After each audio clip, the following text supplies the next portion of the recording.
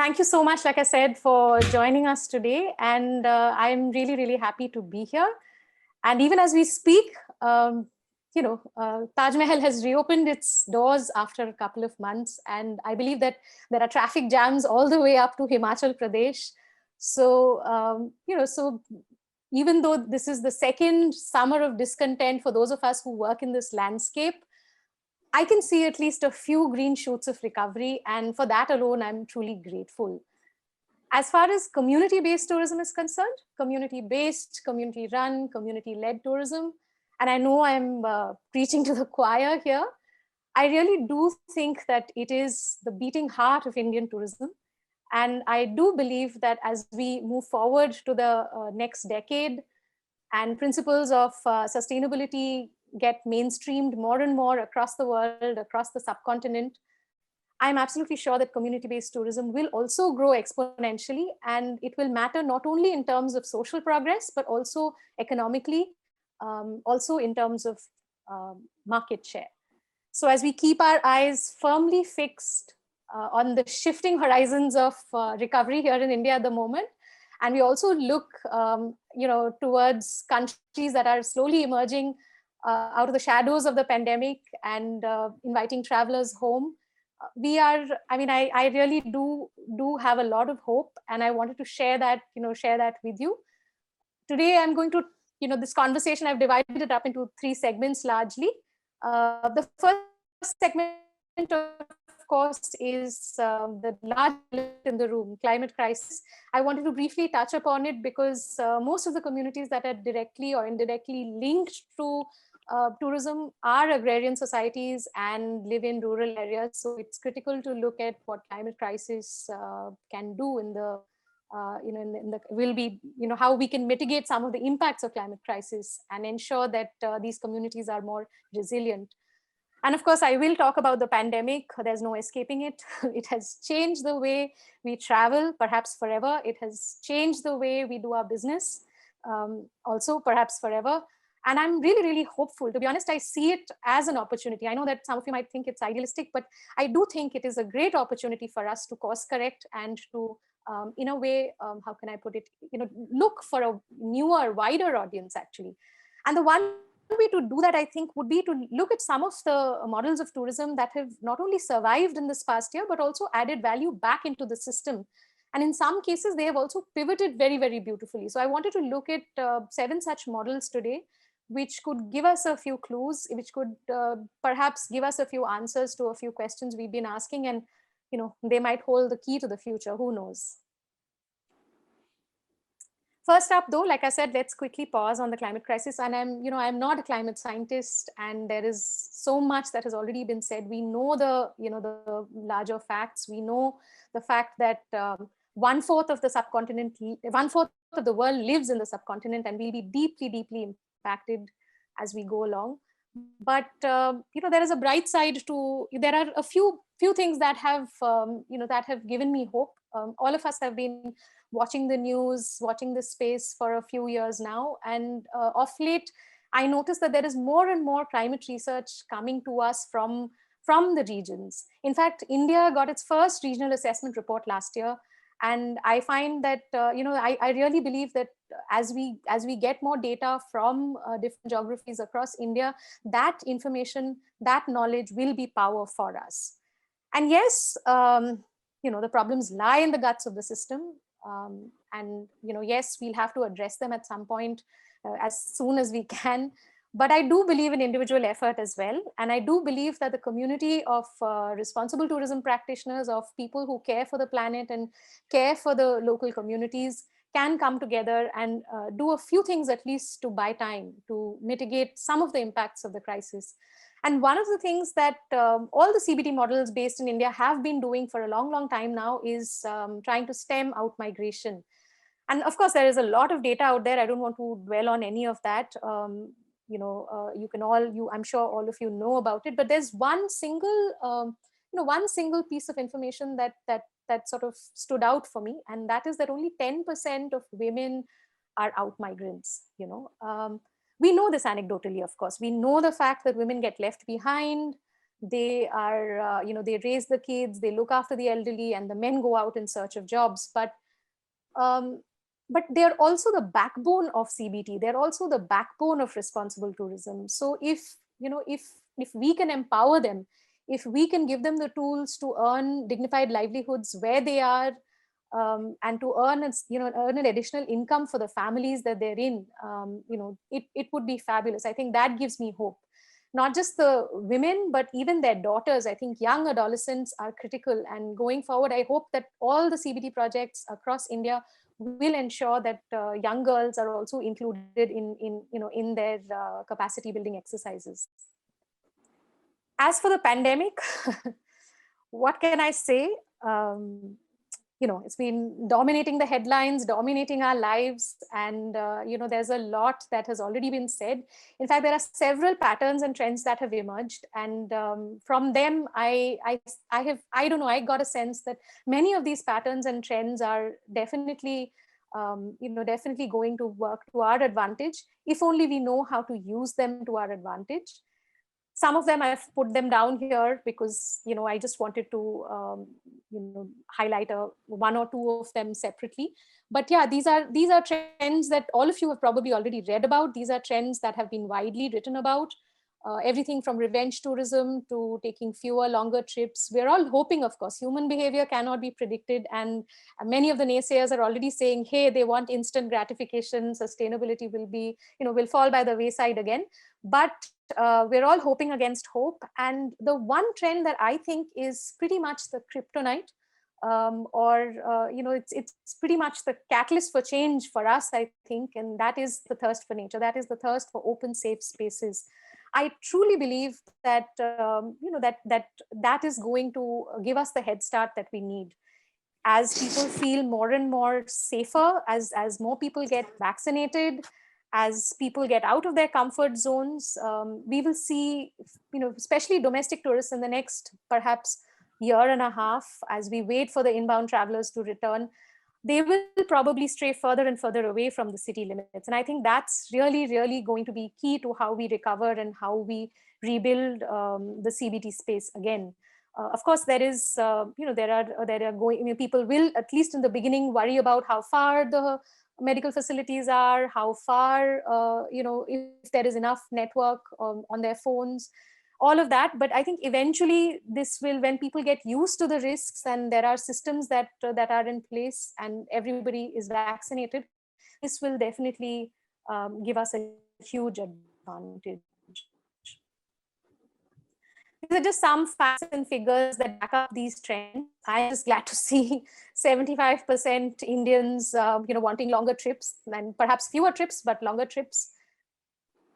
And these are some other patterns that I wanted to focus on. These were, I've been looking at them more closely than the others, to be honest. Of course, we've already talked about destination dispersal, and we've, and all of us know that at least in the CBT space, at least in the responsible tourism space, a majority of the people are social entrepreneurs. And I don't know about you, but in my interactions over the past few weeks, I've sensed a certain level of, everybody wants to be out of the door first. Everybody wants to bounce back quickly. And I feel that this collective momentum will give us a huge advantage as well. It's a question of time, and it's a question of how we leverage that. Yes, there will be deep discount wars and all kinds of other competition related issues that will crop up over the coming year and a half at least. But I do think that social entrepreneurs in this space will use this collective momentum to propel themselves further. Most critically, I think, especially for this audience, which is, a lot of you are involved in wildlife tourism. So I wanted to talk about the visible loss of value, which all of you are certainly aware of, at least in the context of the forest communities. And I wanted to, I was actually talking to Nirmal Kulkarni, again, somebody many of you might know of. He's the director of ecology at Wildernest and is a consultant with WCS. So some of them got together last year to do a dipstick survey across India on illegal hunting, on poaching. And I was asking him, well, the survey results are not completely published yet. I was asking him for the key, for a few key insights. And he told me very, very clearly that, look, most of the poaching that happened for subsistence and not for trade. Trade was anyway globally, perhaps, there was a pause in trade. So, at least in the beginning, it was mostly for subsistence. And trade is gradually moving online, which is rather scary because there is obviously much more traction on YouTube and WhatsApp and so on. And those are places that are harder to track.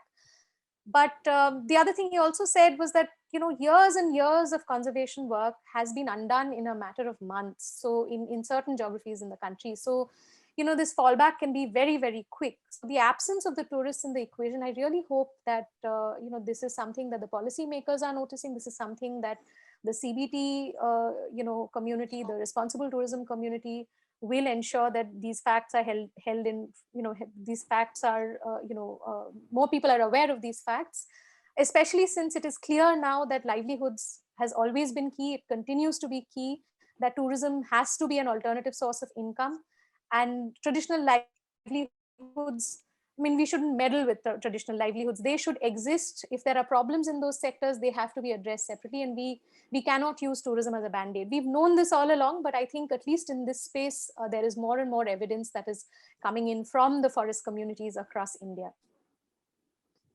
Again, some more insights that, that are valuable to us. Assertive panchayats. We've seen panchayats turning people away. I don't think they will suddenly become coy tomorrow morning. So I am really hoping that they will ask for their rights, and this will create a more healthy, a more, a more equal CBT ecosystem.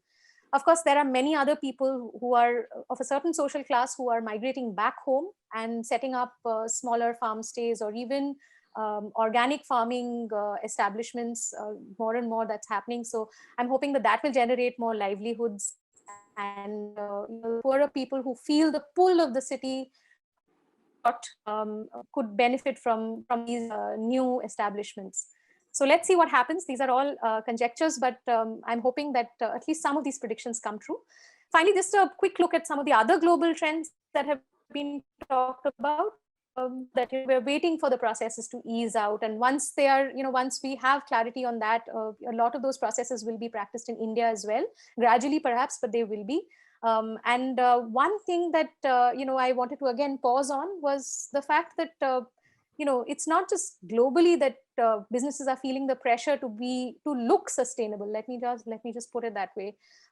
It's also in India that businesses, even large OTAs, have been considering creating verticals for sustainable experiences. Of course, it's a different matter altogether. We'll have to wait and watch and see whether they are, faithful to the principles of sustainability in the long run.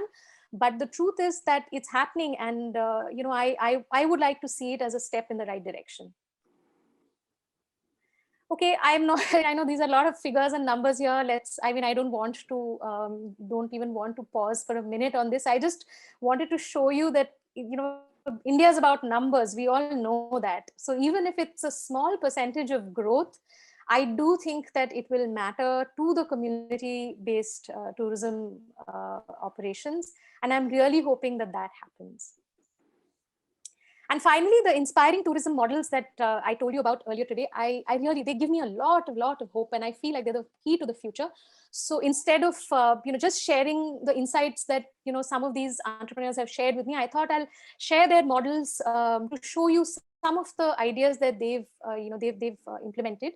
I've just picked up 7 models at the moment. There are many others, but I've just picked up 7 separate models just to demonstrate a few ideas.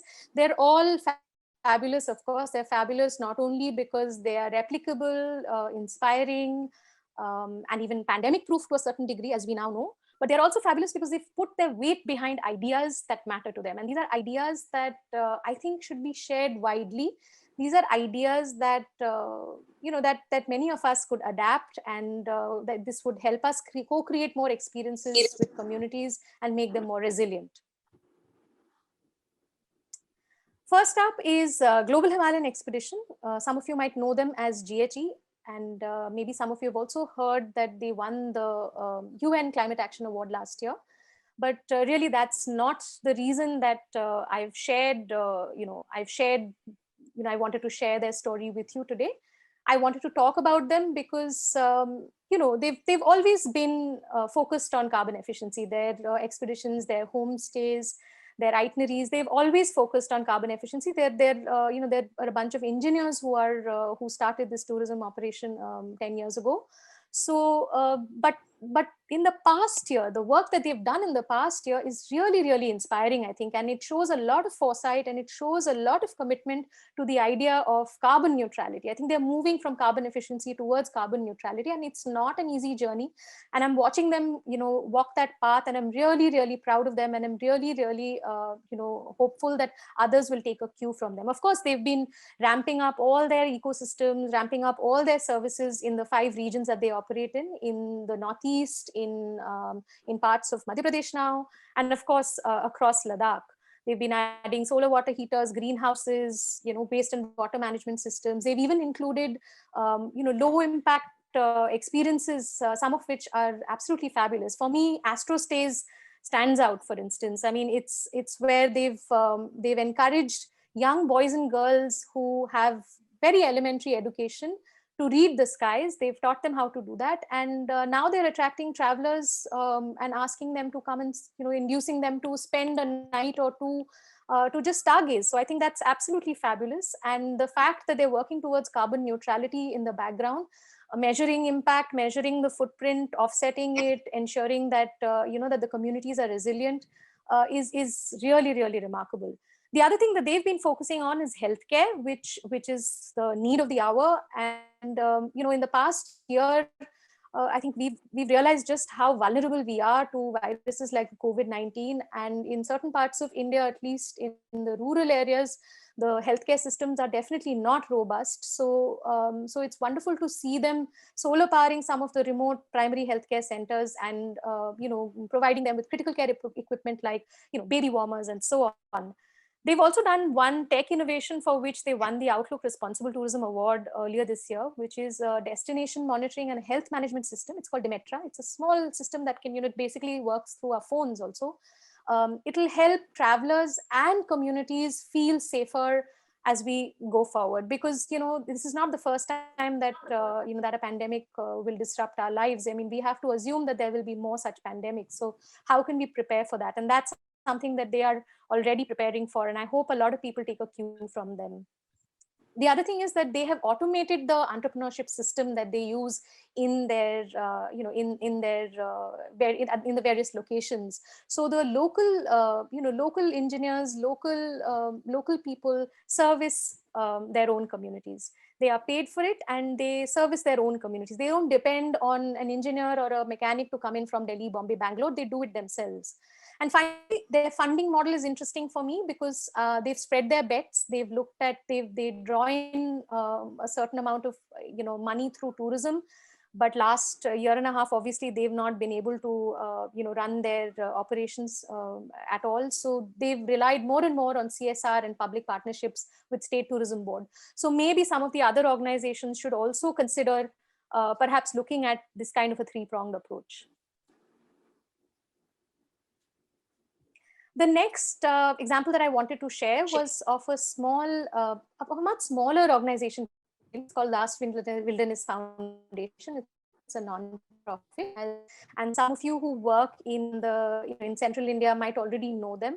They have, they of course are led by 2 really, really fabulous, very, very motivated, very, very driven women, and they have a really small agile team, which I think is a huge, huge advantage for them.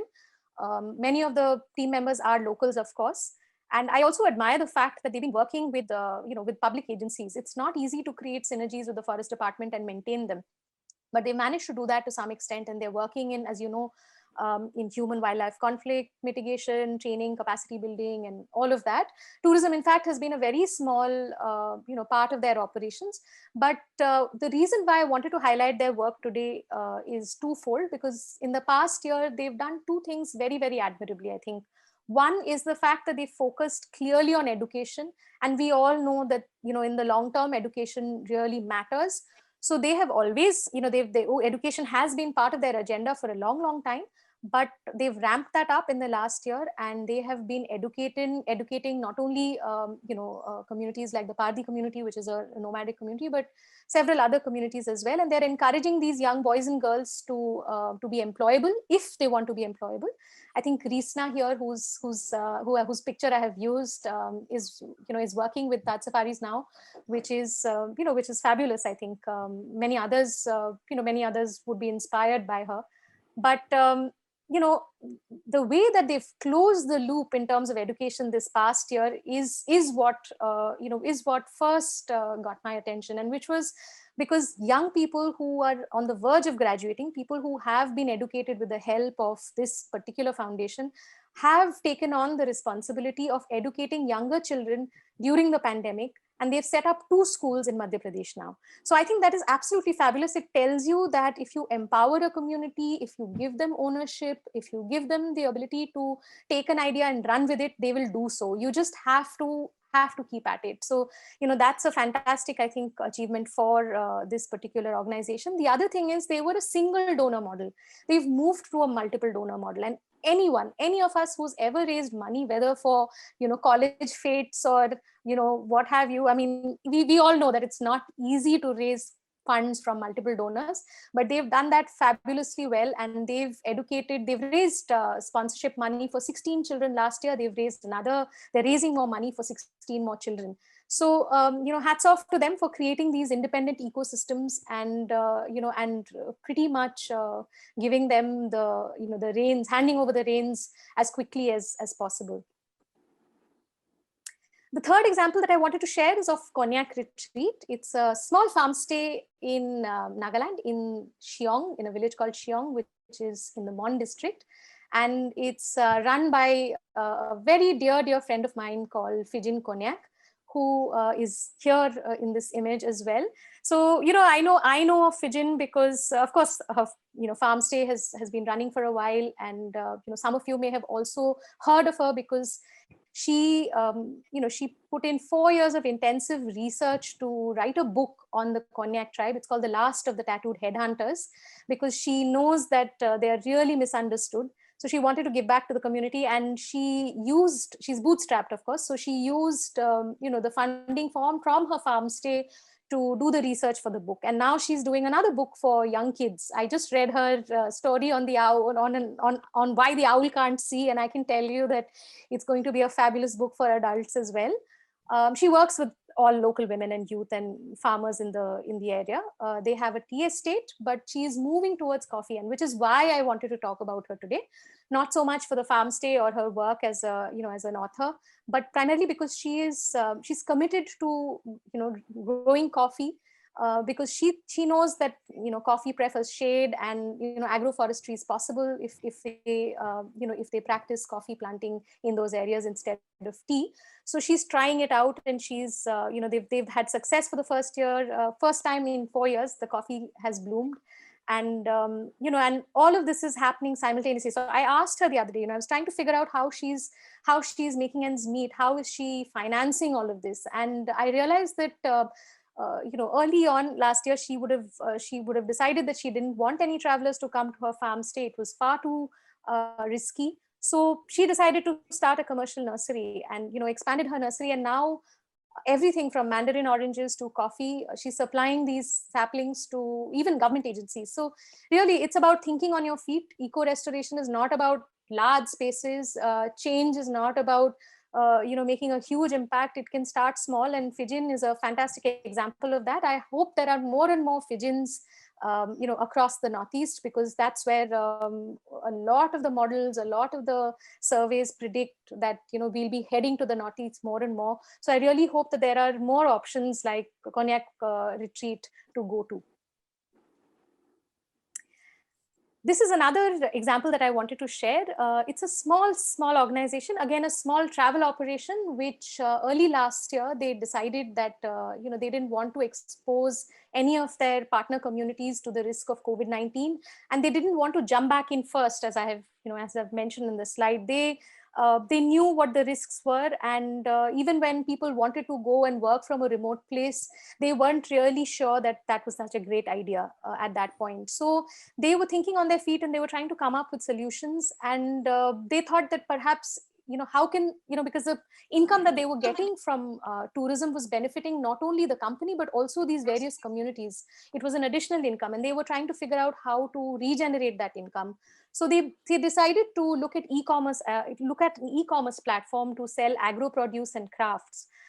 And I know that a lot of you probably think that, oh, it's a low-hanging fruit, etc., etc.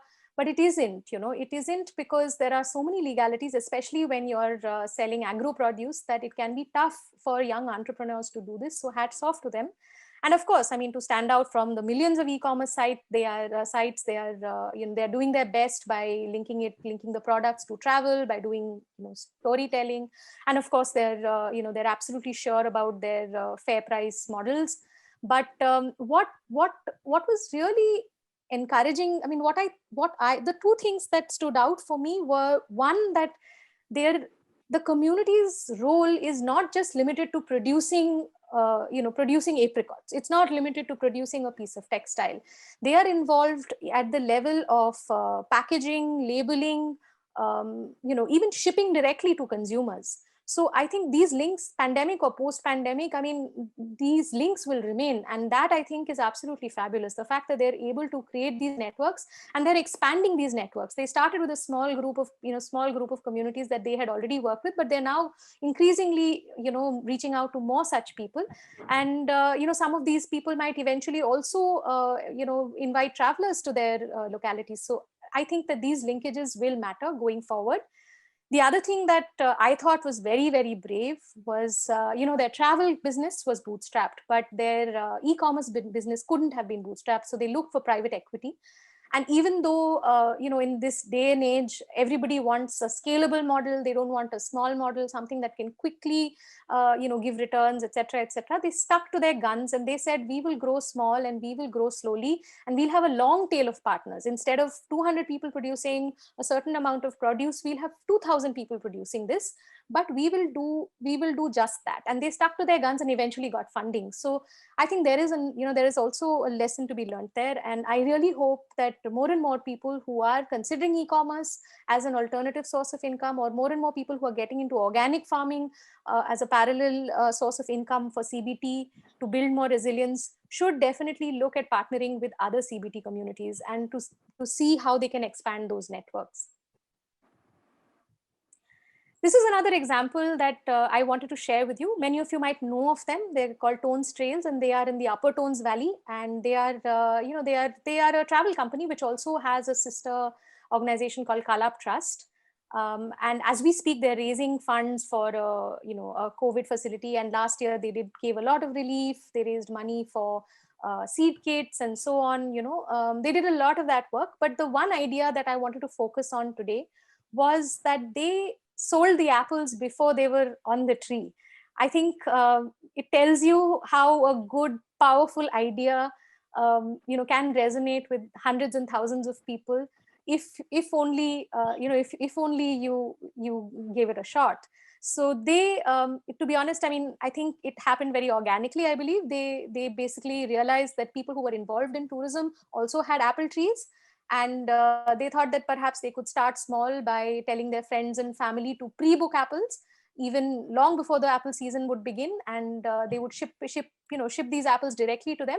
But gradually, it went viral on social media, and that tells you something. That tells you that it's not a myth. If you can really harness the power of social media for good, it's just it can give you great returns. So they ended up eventually also including all the small apple farmers in their collective.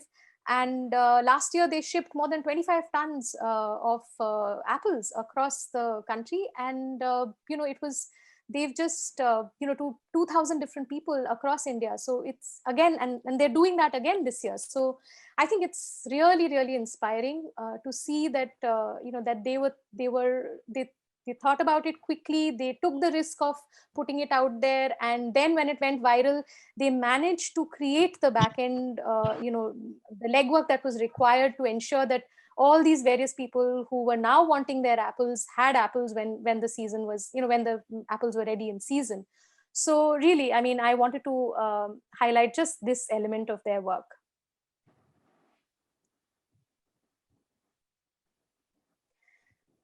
Finally, the last two examples that I want to talk about are about using the digital space, because whether we like it or not, a lot of what we are doing today will move to the digital platforms, and we have to adopt and adapt to it.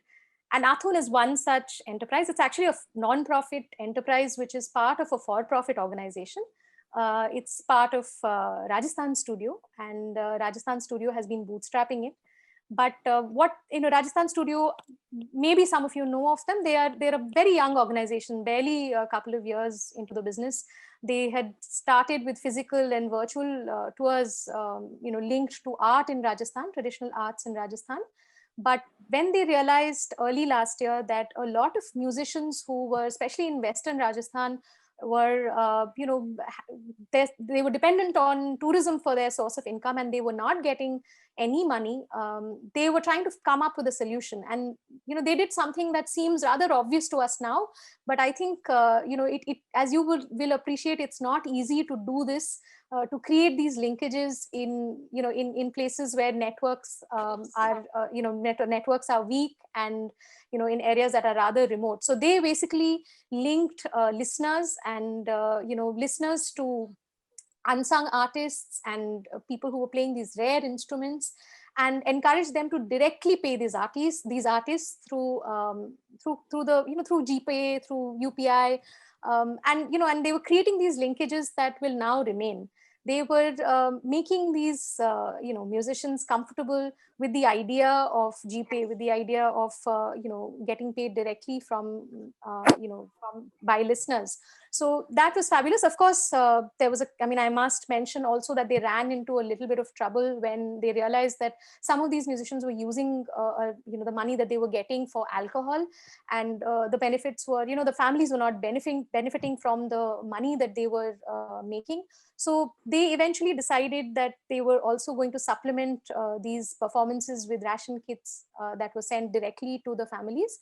But it's a small, I for all the problems that they had, for all the caveats, I think it's just inspiring to know that they managed to create these links, and they managed to connect people from from some corner of the Jaisalmer district with somebody in Calcutta, for instance.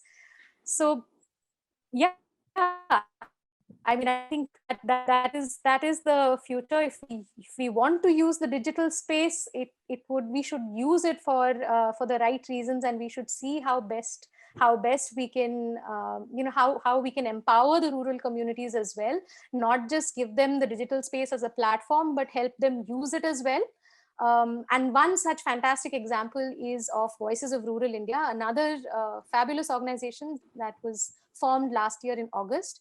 And all they did was they handed the mic back to the rural communities. Instead of people like me telling their stories, they wanted the communities to tell their stories. And they've managed to now do that across 7 states and in 5 languages, as you can see.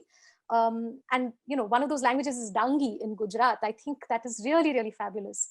But apart from the fact that they've done this, they've given them the agency to tell their own stories. They've given them given them an opportunity to take pride in their own culture and conserve it.